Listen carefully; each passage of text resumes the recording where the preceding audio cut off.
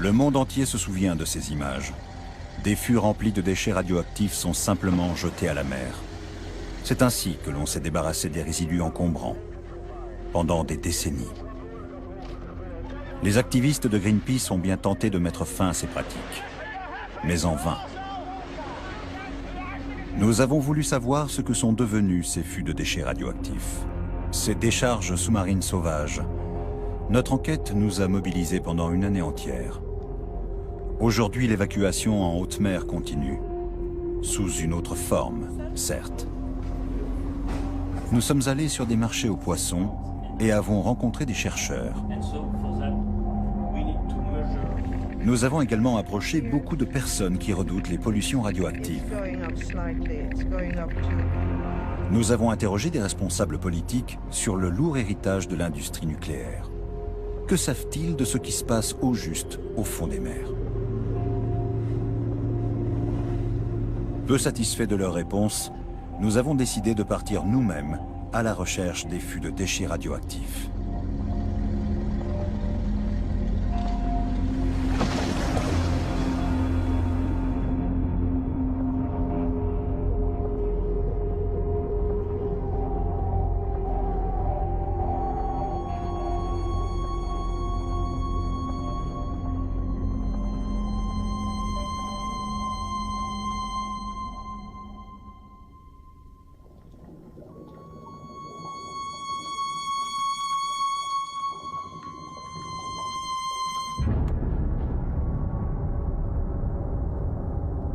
Qu'a-t-on déversé au large des côtes européennes? Et où précisément?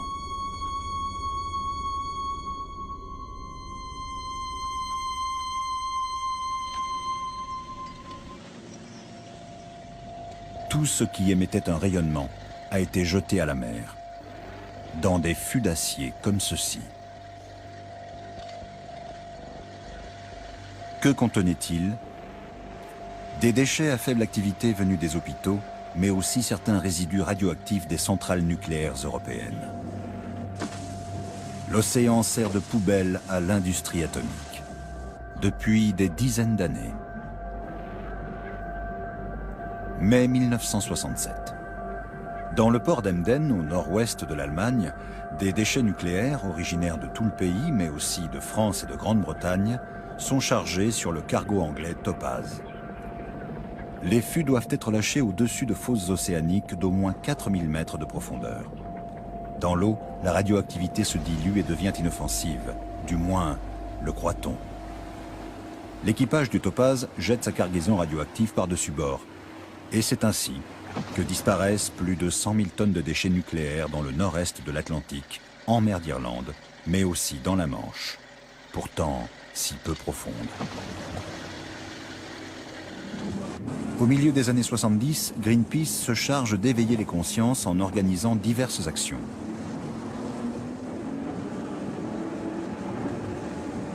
L'Europe est ébranlée, scandalisée.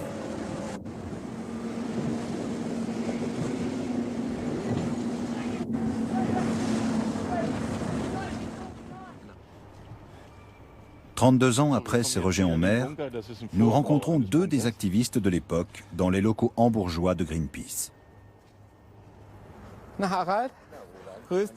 Harald Zindler et Roland Hipp ne se sont pas vus depuis des années.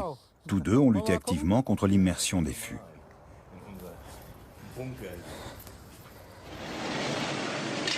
Quand nous montrons les vidéos à Harald Zindler, il en a encore froid dans le dos. C'est monstrueux. L'industrie nucléaire, elle, ne s'est pas laissée impressionner par les actions de Greenpeace. Les déversements en mer ont continué et les écologistes ont été combattus tels des hors-la-loi.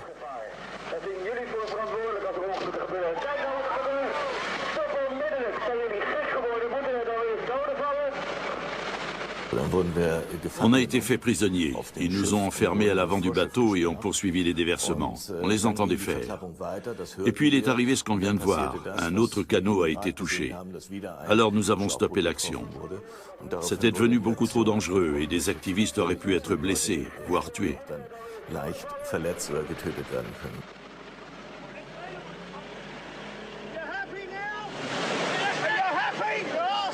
Ces événements remontent à plus de 30 ans. Que sont devenus tous ces fûts de déchets abandonnés sur le plancher océanique? Nous sommes allés à Londres rencontrer un physicien de l'atome dénommé John Large. Dans les années 60, il a participé au développement d'une bombe atomique pour le compte de l'armée britannique et en sait long sur les immersions, en particulier celles auxquelles se sont livrées les forces militaires. Ce qu'il nous montre là, c'est une barre de combustible non radioactive sortie de la centrale de Sellafield qu'il a gardée en souvenir. Ces objets étaient eux aussi coulés dans les profondeurs de la mer. Les membres de l'équipage étaient exposés sans aucun équipement de protection au rayonnement radioactif qui s'échappait des fûts. Plus longtemps les fûts restaient à bord, plus ça devenait dangereux pour eux. Le capitaine devait donc faire en sorte qu'ils atteignent le site d'immersion le plus vite possible.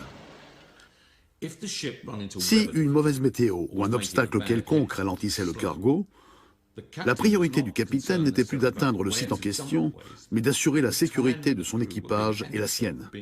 Alors, une fois le temps maximum d'exposition écoulé, il donnait l'ordre de tout jeter par-dessus bord, où qu'il se trouve, si bien qu'on n'a aucune garantie que les déchets aient été coulés à l'endroit prévu. Dans ces conditions, comment retrouver ces fûts lâchés à la sauvette? Pour en contrôler la radioactivité, par exemple. Un coup d'œil au registre britannique renforce le doute quant à l'exactitude des données géographiques. Dans la colonne coordonnées ou profondeur, on trouve souvent la mention inconnue. Pire encore, dans la rubrique radioactivité, on lit aussi inconnu, inconnu, inconnu. Et cela dans le relevé officiel des immersions en mer d'Irlande. Qui pourrait bien savoir où sont ces fûts? L'HPA peut-être, la Direction générale de la santé britannique, puisque c'est à elle que revient la responsabilité de la gestion des résidus radioactifs générés sur son territoire. Nous sommes reçus par John Cooper, qui dirige le service des dangers de la radioactivité. Il connaît bien la problématique des fûts de déchets radioactifs. Les cartes des sites de déversement peuvent-elles vraiment être incorrectes?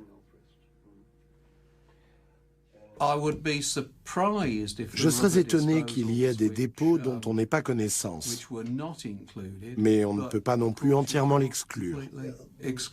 L'armée ne vous a jamais dit ce qu'elle avait déversé. Comment vous positionnez-vous face à ce problème? Je crois qu'il faut se fier aux informations que l'on a.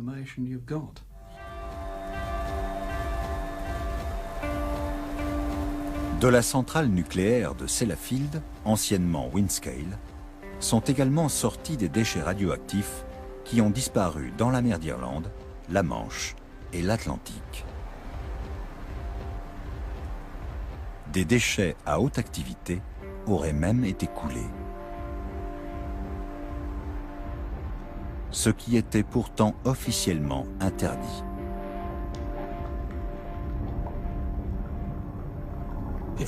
Si vous regardez l'inventaire des déchets retrouvés dans les fonds marins, et je parle seulement de ce qui a été volontairement déversé, pas de résidus d'essai atmosphériques, il est tout à fait clair que des déchets à haute activité ont été immergés. Cela voudrait donc dire que les cartes sont bel et bien incorrectes. Comment a-t-on pu faire de pareilles erreurs? Et s'agit-il vraiment d'erreurs? Ou était-ce intentionnel?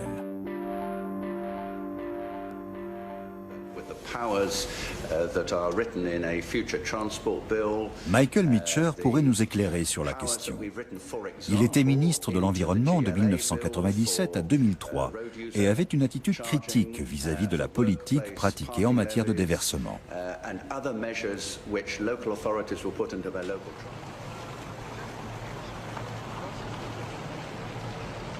Aujourd'hui, celui qui a été le plus ancien ministre du gouvernement de Tony Blair est un simple député. Nous lui avons montré les dossiers. Qui a donné de faux renseignements? Qui était au courant de ces déversements?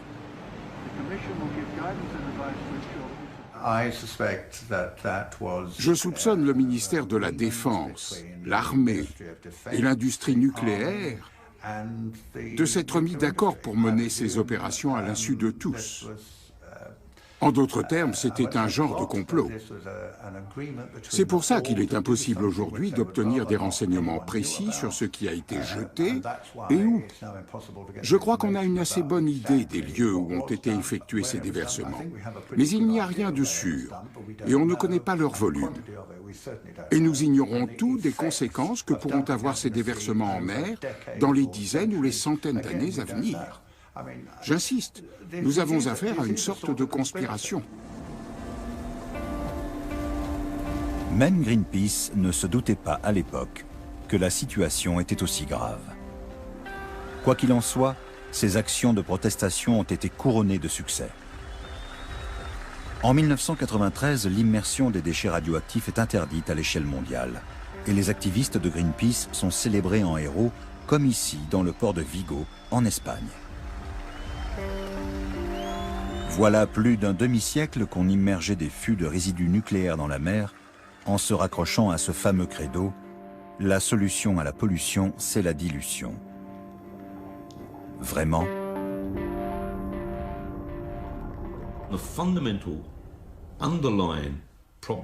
Le problème, c'est qu'ils partaient du principe que dans la mer, la radioactivité de ces déchets allait se diluer dans des tonnes et des tonnes d'eau, si bien qu'elle ne représenterait plus aucun danger. Or, ça s'est révélé faux à maintes et maintes reprises.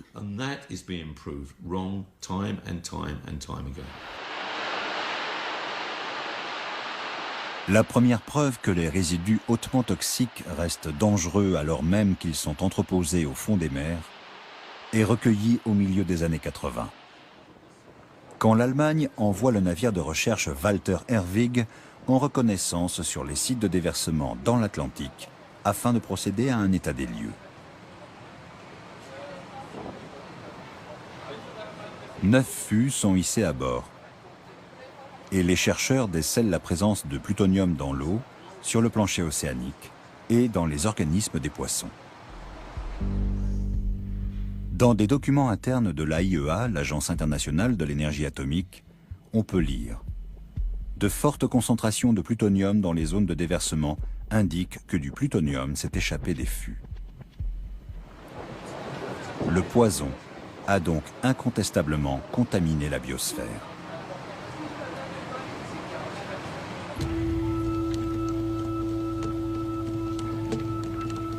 Une branche de l'AIEA est implantée à Monaco.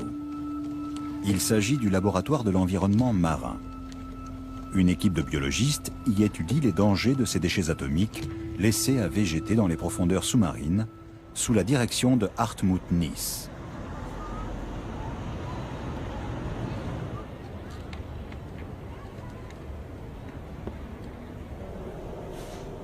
Quelles conséquences ces substances peuvent-elles avoir sur l'organisme? Pour le savoir, les chercheurs du laboratoire donnent des aliments contaminés à un certain nombre d'animaux marins. D'autre part, ils tentent d'évaluer la dangerosité des fûts de déchets largués en haute mer. Que deviennent-ils? Sont-ils toujours intacts après toutes ces années? Ou bien sont-ils rongés par la rouille? On inspecte continuellement le fond de la mer. Alors s'il y avait des fûts, on les aurait forcément retrouvés.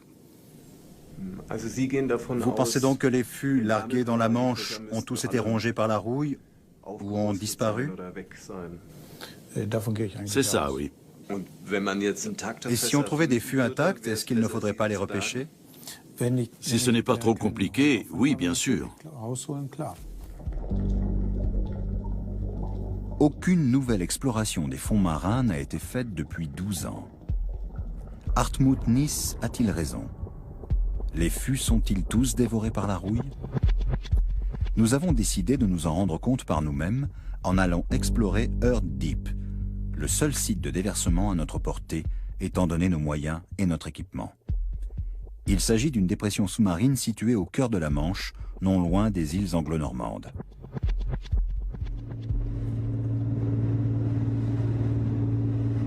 Earth Deep est à environ 10 000 marins au nord-ouest d'Origny, l'île la plus proche des côtes françaises.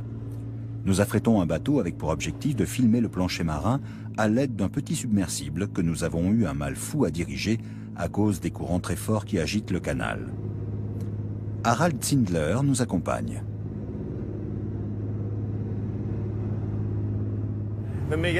Si nous en avions les moyens, je repêcherais tout de suite un de ces fûts et je l'apporterais aux responsables. Ce qu'ils ont fait est totalement irresponsable. Plus de 28 000 fûts de déchets radioactifs ont été largués ici. C'est effarant. Effarant, oui. Car ces milliers de fûts de déchets nucléaires reposent ici. Non pas à 5000 mètres, mais à seulement 100 mètres de profondeur. Le suspense est à son comble. D'après la carte, nous sommes à présent à l'endroit précis où ont été déversées quantité de munitions de la Seconde Guerre mondiale et de déchets radioactifs. Qu'allons-nous y trouver aujourd'hui ?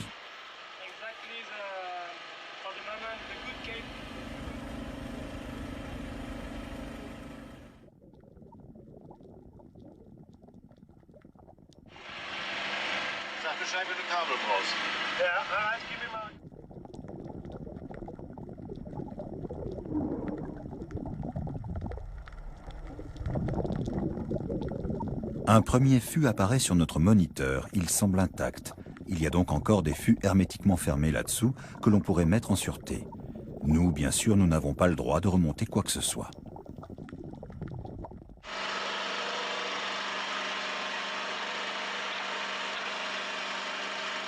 Un peu plus loin, notre submersible filme cet autre fût, sérieusement attaqué par la rouille. Une trouvaille qui a le don d'indigner Harald Zindler.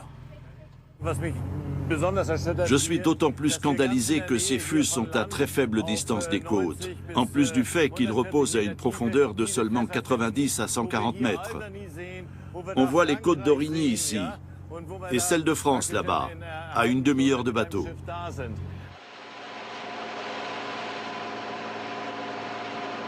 Nous remettons le cap sur Aurigny. Que signifie notre découverte pour les habitants de l'île ?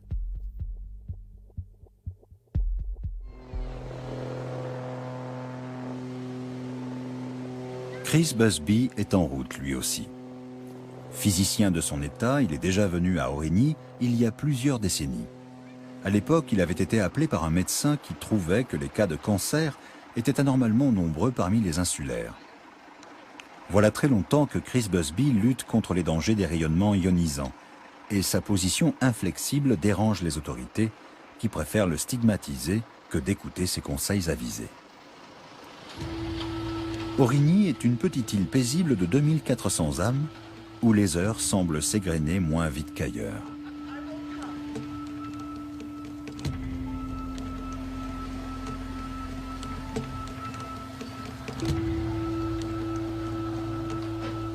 Elle attire un certain nombre de riches retraités britanniques.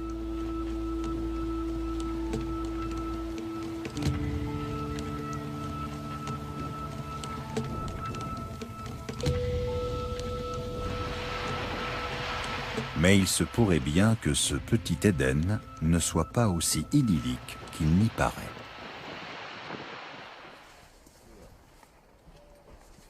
Contre toute attente, Chris Busby nous emmène d'abord au cimetière chercher les victimes, comme il dit. Les tombes en disent plus long que n'importe quelle valeur limite d'exposition aux radiations. 35. Where? Statistiquement, il suffit d'un cas de leucémie infantile et vous avez votre réponse. Il y en a beaucoup trop sur cette île, beaucoup trop.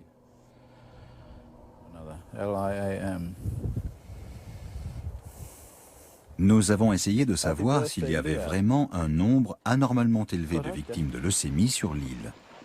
Mais l'État britannique refuse de révéler les chiffres exacts, sous prétexte que ces données sont confidentielles.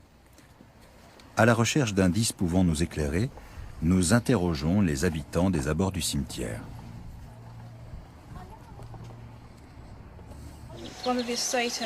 La première femme d'un fonctionnaire de l'île est morte d'une tumeur au cerveau. Et quand on est venu il y a quelques années, sa seconde femme avait elle aussi une tumeur au cerveau. Mais je crois qu'elle s'en est tirée. Ils ont fait une série télévisée en Angleterre où ils filmaient des opérations chirurgicales en direct. Un jour, ils ont filmé un homme atteint d'une tumeur au cerveau et on s'est rendu compte qu'il était d'Origny. Il est mort l'an dernier. Et il y a eu au moins un enfant atteint d'une tumeur au cerveau. Nous, on rentre en Angleterre. D'après les statistiques, la situation est manifestement anormale. Et pourtant, lorsque Chris Busby contacte les autorités compétentes, on persiste à lui dire que tout va bien. Nous suivons le physicien sur la plage où il veut mesurer la radioactivité. Selon les autorités britanniques, la force de la radioactivité et la quantité de particules radioactives sont bien trop faibles pour représenter un quelconque danger pour l'homme.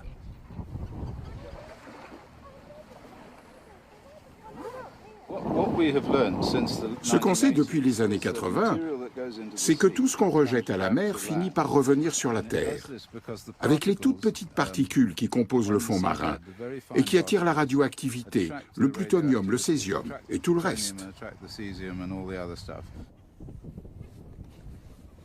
La nuit tombe et la mer se retire, permettant à Chris Busby de procéder à d'autres analyses un peu plus au large.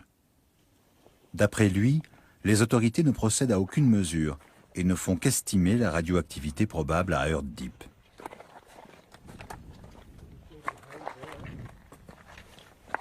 Je crois qu'on trouvera du césium-137, du ruthénium-106 et un tas d'autres trucs, y compris du plutonium. Du plutonium? Oui, bien sûr. Alors il se peut que ce soit très toxique par ici? Bien sûr. Le spectromètre à rayons gamma de Chris Busby mesure une forte radioactivité à l'endroit où nous nous trouvons. Ils ont déversé une énorme quantité d'uranium enrichi à Earth Deep. Alors il est tout à fait possible que ça vienne de là.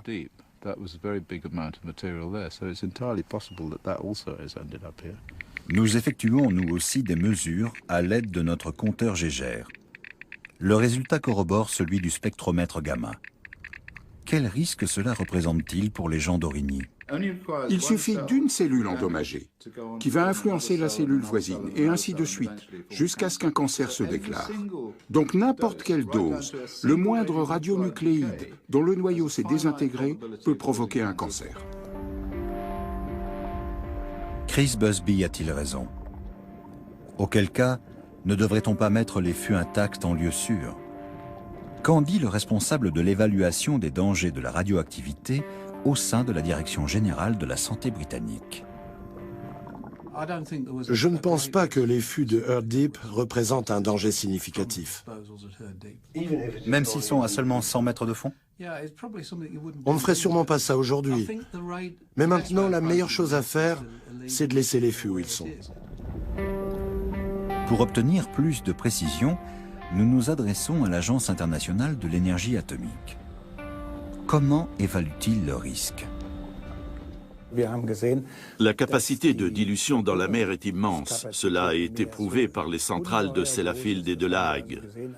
Toutes les deux ont procédé à des rejets en mer de leurs effluents radioactifs qui se sont déplacés au fil des années et des courants. Et si ce n'était pas de l'eau de mer, elle serait parfaitement potable. Un point de vue qui est loin de faire l'unanimité. Klaus Gruppen a publié des ouvrages de référence sur la question. Si les éléments radioactifs se diluent tellement bien dans l'eau qu'elle reste potable, alors tout va bien? Si on disposait de l'espace tout entier et d'une quantité d'eau infinie, alors peut-être qu'on pourrait compter sur une très forte dilution. Mais la Terre est un tout petit corps céleste avec une masse fixe de 5 fois 10 puissance 26 kg, alors la concentration ne pourra qu'augmenter. À ce stade de notre enquête, nous retenons que la radioactivité pourra se disperser, certes, mais elle ne pourra pas disparaître. Que nous manquons d'informations précises sur la quantité et l'état des colis radioactifs. Et enfin, que les opinions divergent quant à la nécessité de les repêcher.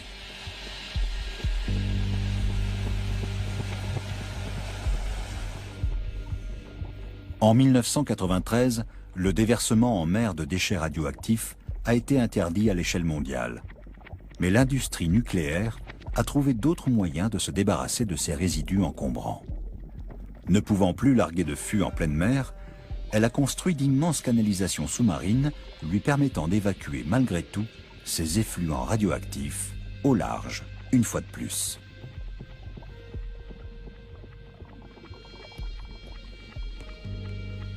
L'un de ces tuyaux d'évacuation se trouve en Normandie. Il sort de l'usine de retraitement de La Hague. Ici aussi, les activistes de Greenpeace ont manifesté leur désapprobation, sous l'eau.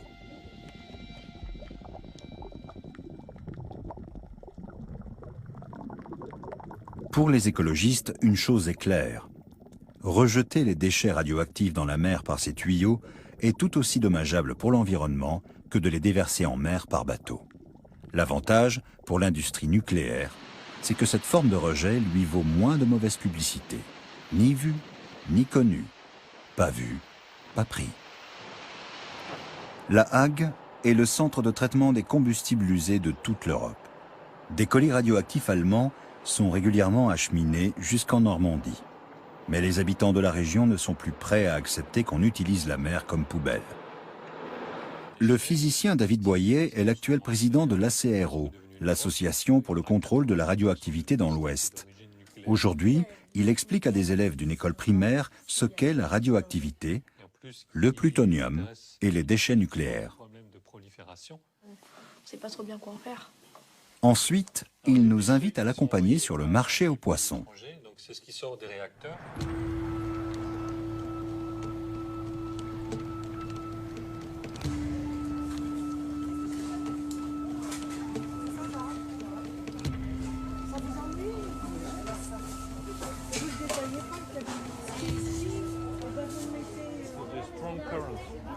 D'après David Boyer, avec ce qui s'est passé à Fukushima, il serait grand temps de revoir les critères d'appréciation de la santé des poissons et autres fruits de mer.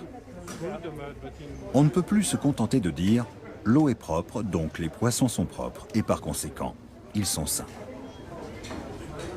Certains poissons sont contaminés et d'autres non. C'est difficile à déterminer vu qu'ils se déplacent tout le temps.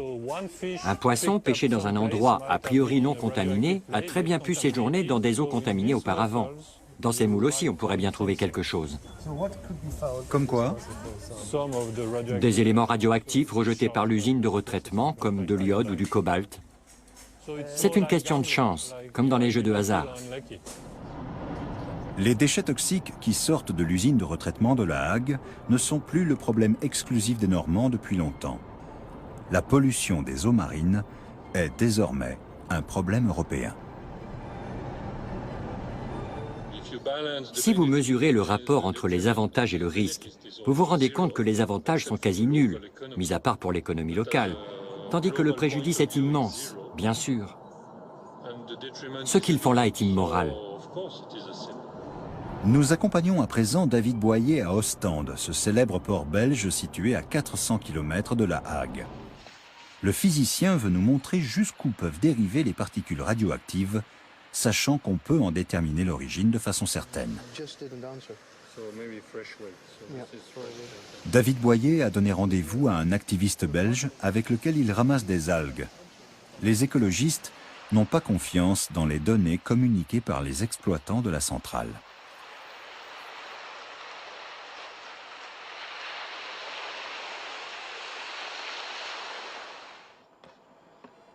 Nous reprenons ensuite la route direction les Pays-Bas.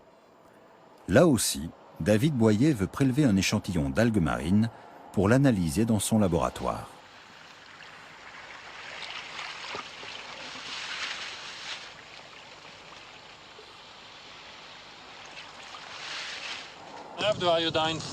J'ai ici des algues venues d'Allemagne. Elles nous ont été envoyées par un ami allemand qui voulait savoir si les particules d'iode radioactives rejetées par La Hague arrivaient jusqu'aux côtes allemandes. Notre réponse est oui. Nous avons trouvé de l'iode radioactif dans les algues qui poussent sur le littoral allemand.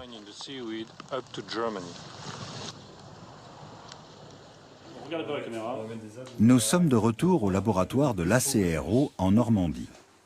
Dans les algues recueillies par David et les autres volontaires, on décèle un taux de tritium 5 fois plus élevé que celui communiqué par l'établissement Areva de La Hague. Nous comprenons maintenant pourquoi ces citoyens éprouvent le besoin de vérifier ces informations par eux-mêmes. David Boyer a rapporté des animaux marins du marché et Pierre Barbet, biologiste moléculaire, va nous expliquer ce qui se passe chez ces animaux.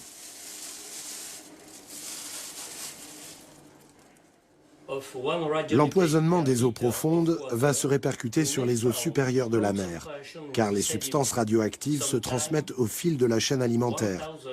Ce ver, par exemple, peut contenir 2 à 3 000 fois plus de radioactivité que son environnement. Il va être mangé par un animal du maillon suivant et on aura une contamination en chaîne. Quand un radionucléide est intégré à l'intérieur d'un gamète, cela peut entraîner une mutation de la cellule reproductrice en question, qui sera transmise à la génération suivante et risque fort de provoquer la mutation d'autres cellules. Et le mécanisme est le même chez l'animal et chez l'homme? Oui. Les cellules fonctionnent toujours de la même façon, qu'elles soient humaines ou animales.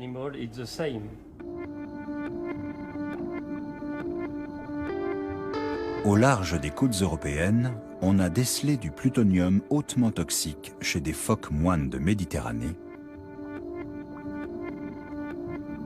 et du césium radioactif chez des marsouins communs.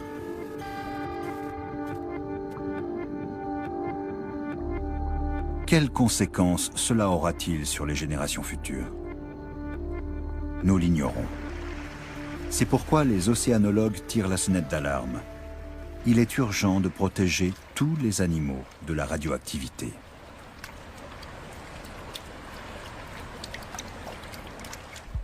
Et pour nous, êtres humains, quel danger représentent ces décharges radioactives sous-marines? Nous sommes allés chercher des réponses à Sellafield, au nord-ouest de l'Angleterre, d'où des rapports alarmants nous étaient parvenus. C'est en effet là-bas que se cache un deuxième tuyau d'évacuation en mer des effluents radioactifs européens. Comme en France, ce sont des activistes de Greenpeace qui ont attiré l'attention sur le problème.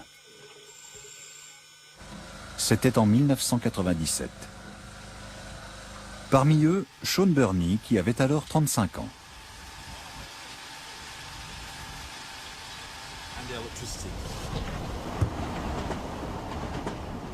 Cet écologiste britannique lutte contre l'évacuation des rejets radioactifs en mer depuis près de 20 ans. Un combat qui s'appuie sur des chiffres, des valeurs limites et l'importance d'expliquer ce qui se trame au grand public. Sean Burney s'inquiète pour les habitants du littoral. Certains examens médicaux ont débouché sur des conclusions effrayantes.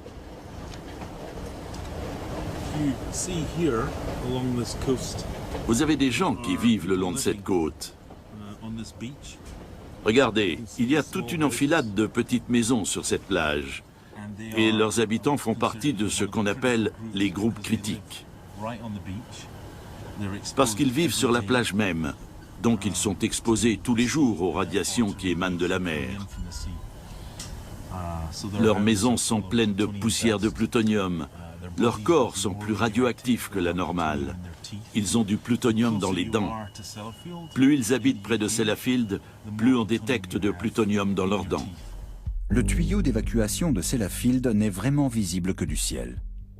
Comment les responsables de ces évacuations ont-ils réussi à contourner l'interdiction de déverser les déchets radioactifs en mer, en argumentant que ces évacuations étaient exécutées depuis une base terrestre et ne tombaient donc pas sous le coup de la loi? Et les autorités ont donné leur accord. Y a-t-il une raison logique et scientifique au fait que le largage de fûts en mer soit interdit et ce type d'évacuation autorisé? C'est davantage une question d'ordre philosophique. Pour Wolfgang Renneberg, tout ça n'a rien de philosophique. Il a dirigé le service de la sécurité nucléaire au sein du ministère allemand de l'Environnement et est expert en matière de traitement des déchets nucléaires. Non, il n'y a aucune justification logique. Les raisons sont purement économiques. La question est de savoir combien cela coûterait, par exemple, de construire des structures pour filtrer les effluents, de manière à ce que les rejets à la mer soient quasiment nuls. Peut-être que cela coûterait si cher que la centrale ne serait plus rentable. Voilà la vraie raison. Il n'y a aucune explication scientifique ou d'une quelconque nature autre qu'économique. Jour après jour, des eaux usées radioactives viennent polluer la mer d'Irlande. On y a décelé des traces des effluents de Sellafield jusque sur les côtes de la Norvège. On affirme aux habitants des zones situées en bordure de mer de part et d'autre de Sellafield qu'ils n'ont rien à craindre. Les employés de la centrale, eux, sont confiants. Aussi bien leur chef que les autorités en charge de la sécurité nucléaire affirment qu'ils ne courent aucun risque. Tout est soi-disant contrôlé en permanence. Et pourtant, tous les jours, on trouve du plutonium sur cette plage. Il vient là encore de la mer, se dépose sur le sable, sèche et reste là. Les gens d'ici se doutent depuis longtemps déjà que le danger est plus grand que ne veulent bien l'avouer les autorités. Ce n'est pas nous qui allons refaire le monde, ce sont eux là-bas. Je n'ai encore jamais eu vent de quoi que ce soit de franchement inquiétant. Peut-être qu'ils passent tout ça sous silence, mais comme je n'en sais rien, toutes les mers du monde sont polluées de toute façon. En 2012, la plage de Sellafield a été désignée comme l'une des plus propres d'Angleterre. Chaque jour, un petit bulldozer vient débarrasser la plage du plutonium qui s'y est déposé, grâce à un scanner capable de localiser les particules radioactives jusqu'à une profondeur de 30 cm. Au total, plus de 500 kg de plutonium ont été évacués dans la mer par la centrale de Sellafield au cours des dernières décennies.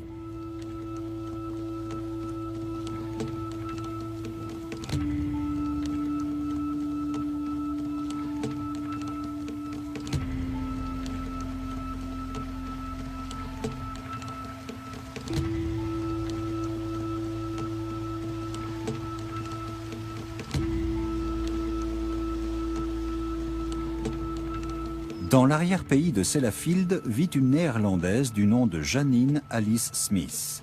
Elle habite là depuis des dizaines d'années. Selon elle, les autorités britanniques minimisent le problème de la radioactivité. Elle est persuadée que c'est le plutonium qui a provoqué la leucémie dont son fils a souffert étant petit.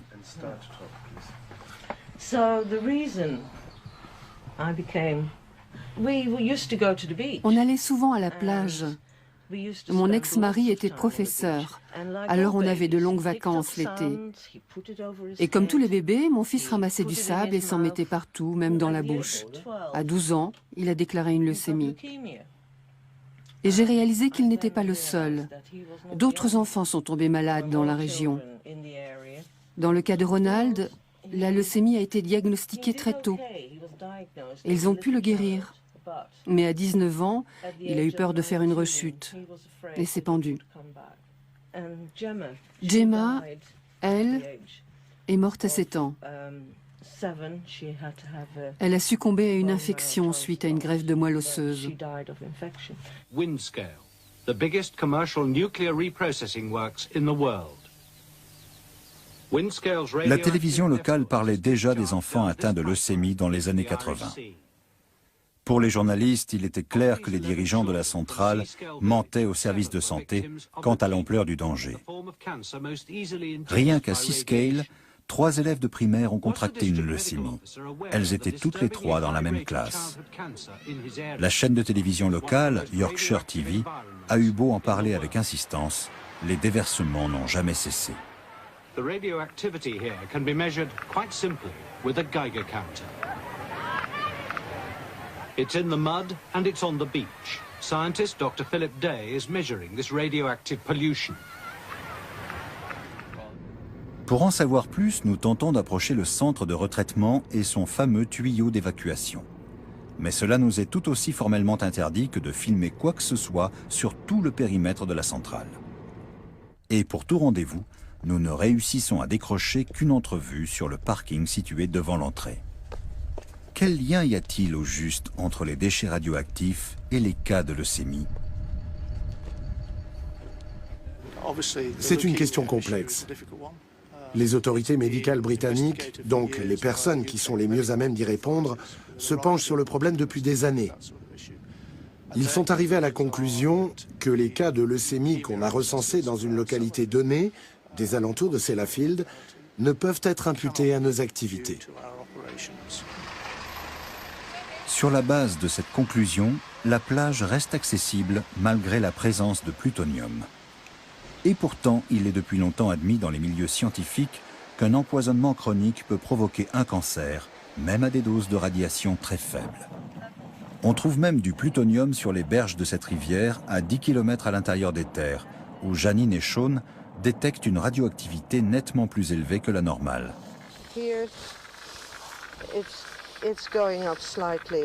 Ça augmente petit à petit, jusqu'à environ 30 becquerels, soit 3 fois plus que ce qu'on a mesuré plus bas sur la route. Et c'est là encore un endroit aisément accessible au public.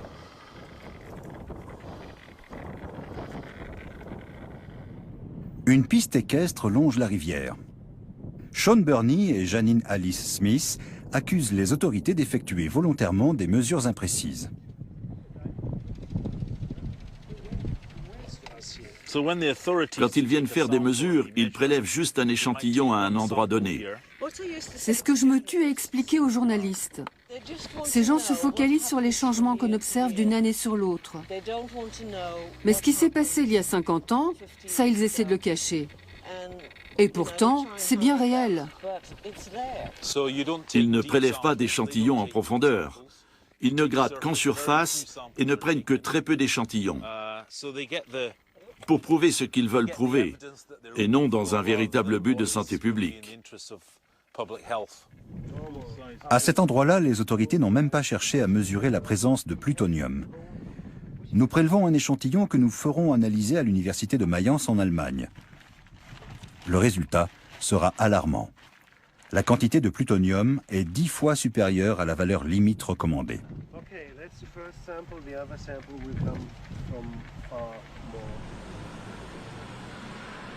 À quel niveau de danger est-on exposé quand on vit à Sellafield?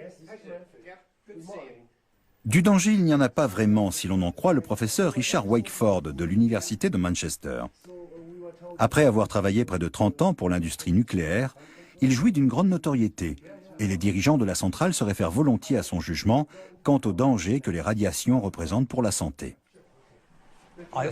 Pour moi, le risque lié aux radiations auxquelles on est exposé quand on prend l'avion ou quand on vit à Seascale est très faible. Ça ne devrait vraiment pas inquiéter les parents ou qui que ce soit. Il y a bien pire.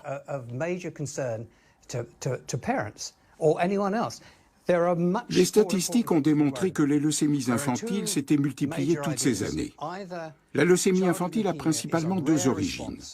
Soit elle fait suite à une infection, mais nous ignorons encore quel agent pathogène déclenche la maladie, chose plutôt rare. Soit elle résulte du brassage à grande échelle des populations urbaines et rurales. Conclusion, ces cancers seraient provoqués par un virus ou par un brassage de population dans les environs de Sellafield et non par les déchets hautement radioactifs rejetés dans la mer.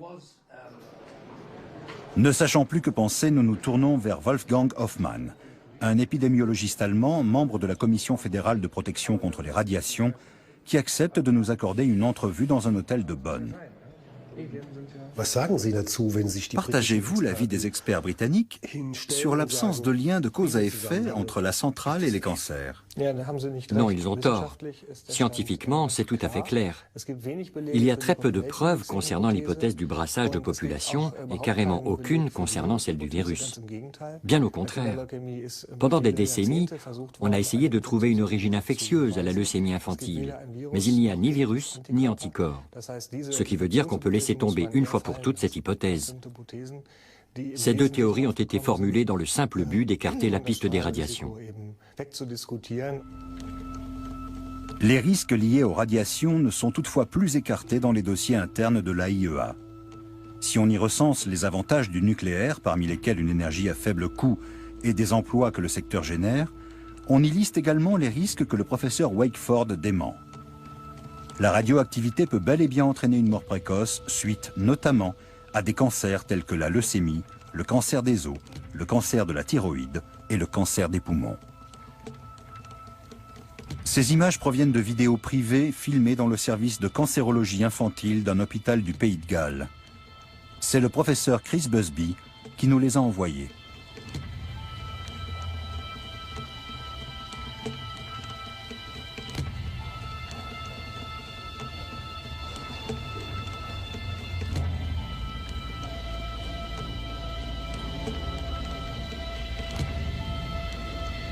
Les médecins de ce service ont traité un nombre toujours croissant de leucémie infantile au cours des dernières décennies. Pour les enfants, le traitement est une véritable torture. Ici, on est convaincu que Sellafield est à l'origine de la maladie. Chris Busby a souhaité s'entretenir à nouveau avec nous. Avec son compagnon de lutte, Richard Bramhall, il nous raconte une histoire incroyable. Le nombre de cancers dans la région de Sellafield est 10 fois plus élevé que dans le reste du pays. Ils font tout pour camoufler la vérité. Ces chiffres, on nous les a communiqués clandestinement. Ce sont ceux du registre des cancers du Pays de Galles. Quelqu'un a dû avoir mauvaise conscience. Des gens du centre de cancérologie gallois nous ont dit qu'ils nous donneraient les chiffres. Pas les chiffres précis de chaque localité, mais les chiffres globaux des comtés. Et quand j'ai reçu les données, je me suis aperçu que c'était les chiffres détaillés, localité par localité. Je ne sais pas si c'était une erreur ou s'ils l'ont fait intentionnellement pour nous aider. Toujours est-il qu'ils ont tous été virés, du jour au lendemain. Mis à la porte? Oui, tous. En tout cas, ils ont fermé le service. Marie Cotter, celle qui nous a transmis les données, s'est fait virer. La Chambre des Lords a interdit la publication de ces chiffres sous prétexte, là encore, de confidentialité des données. Quant à l'industrie nucléaire, elle étudie la question sous un angle comptable et raisonne en ces termes. Les mesures prises pour protéger les personnes de l'irradiation devraient aussi intégrer le facteur financier. C'est à peine croyable. Et qu'en dit la Direction générale de la santé britannique ? Réduire encore plus les doses d'irradiation pourrait engendrer des coûts disproportionnés, des sommes qu'il serait plus stratégique de dépenser ailleurs. Alors il faut trouver une sorte d'équilibre. En d'autres termes, on préfère laisser mourir un certain nombre de personnes plutôt que de dépenser les sommes nécessaires pour réduire la quantité de radionucléides dans la mer. C'est bien ça. Vous faites cette comparaison. Effectivement. Et c'est ce que l'on fait dans bien d'autres domaines que celui de la santé. De quel cerveau a pu sortir ce type de réflexion? Nos investigations nous mènent à la CIPR, la Commission internationale de protection radiologique, qui se présente comme une organisation indépendante et bienveillante au service du public. La directrice rejette notre demande d'interview. Sur Internet, nous trouvons la vidéo d'un cours dispensé par l'ancien directeur du groupe, Roger Clark, où il explique le principe de l'analyse coût-avantage. Il cite la doctrine épicurienne de l'utilitarisme. L'intérêt du plus grand nombre prime sur celui de la minorité.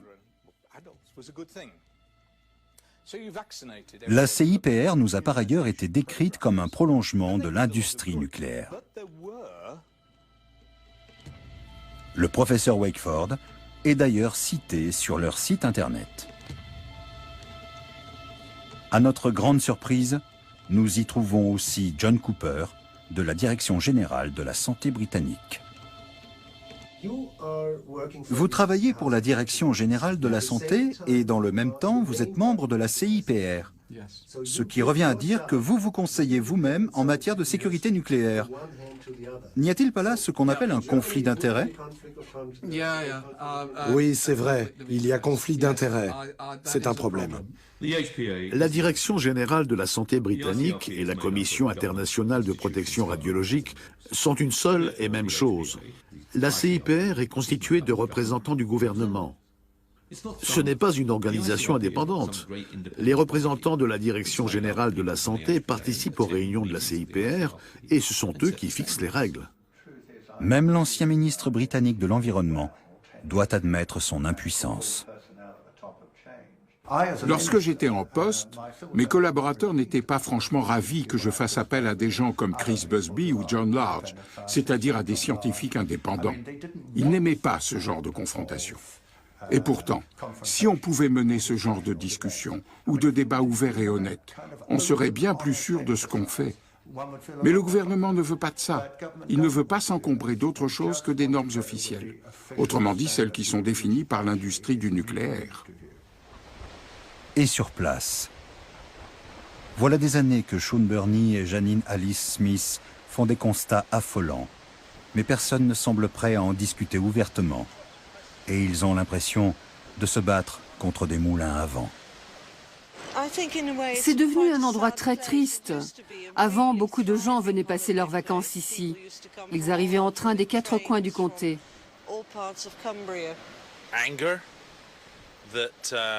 Je suis en colère contre le gouvernement, car c'est à cause des décisions qu'il a prises tout au long de ces dernières décennies que toute cette portion de littoral est à ce point polluée par l'industrie nucléaire. Et la plupart des gens n'en savent rien ou ne veulent rien savoir. De toute façon, ils ne peuvent rien y faire, vu que les décisions sont prises à Londres. Les exemples de Sellafield et de La Hague démontrent que les déversements en mer ont été et demeurent une grave erreur. Mais aucun des responsables ne veut l'admettre. Car alors, il faudrait se poser des questions comme « Qui a menti ? Que peut-on encore faire ? Et qui doit payer les pots cassés ?» Du nord-est de l'Atlantique jusqu'aux côtes de la Norvège, un immense territoire est concerné par les dangers liés à toutes ces décharges sous-marines. Un problème qui persistera tant que les responsables s'évertueront à le nier. La solution, s'il en est une, serait de boucher une fois pour toutes les tuyaux d'évacuation et de repêcher tous les fûts de déchets intacts qu'on sera en mesure de retrouver.